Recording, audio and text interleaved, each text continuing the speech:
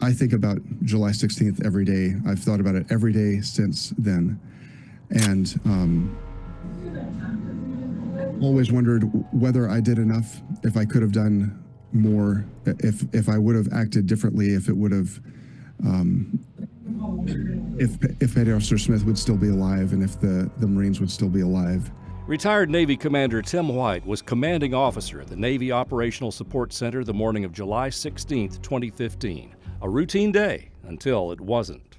I heard some squealing tires and a crash, and I knew that there was the speed limit there in the river park is so slow, and then there are speed bumps there. So I figured, how could somebody possibly get in an accident there in the river park?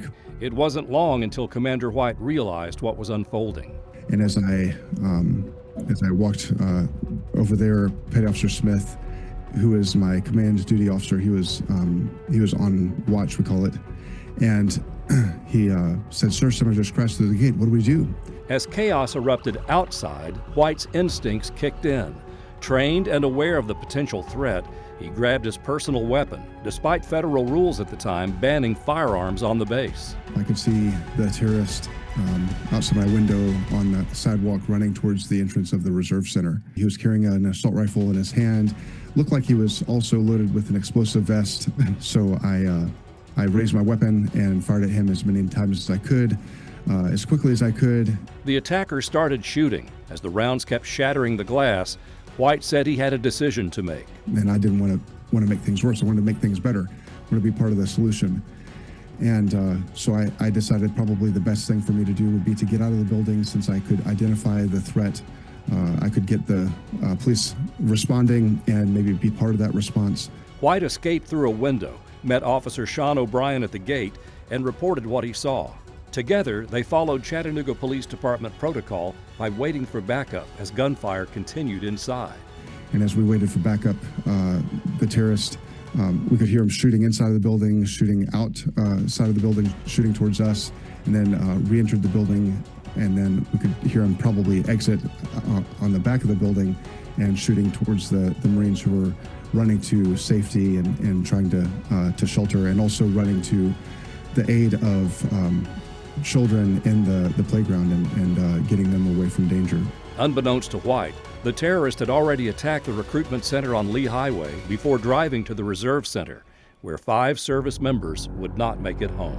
And that's where he mortally wounded Petty Officer Smith, and that's where he murdered Gunny Sullivan, Staff Sergeant Wyatt, Sergeant Holmquist, and Lance Corporal Wells, and that's where the Chattanooga Police Department very heroically engaged with the terrorist. Following the attack, federal policy shifted. The Navy now allows more service members to carry personal weapons on federal property, and security measures have been raised. Immediately after, the Navy Reserve armed all of the off-installation reserve centers like Chattanooga, and then also started implementing a lot of additional physical security measures. And so now if you drive by the Reserve Center, you can see the cabling that goes through the fence and ram-proof barriers and those things that really increase the physical security measures for installations like Chattanooga. White's experience sparked both praise and criticism. Some questioned his actions, but others, like Petty Officer Smith's father, stood by his side. His name was Tracy Smith, and really developed a pretty strong relationship and friendship with him, and treasured that. I got to meet with him almost weekly. White would eventually move to Florida for his final assignment before retiring from the Navy in 2022. White says he has these words for the fallen service members under his command that day.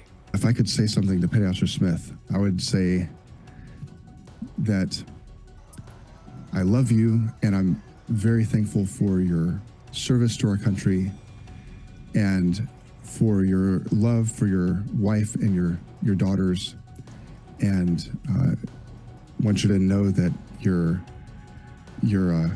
community of Chattanooga really rallied behind your wife and your family, and same with your dad, and we've tried to live in a way that to honor you ever since, and very thankful for your sacrifice for us.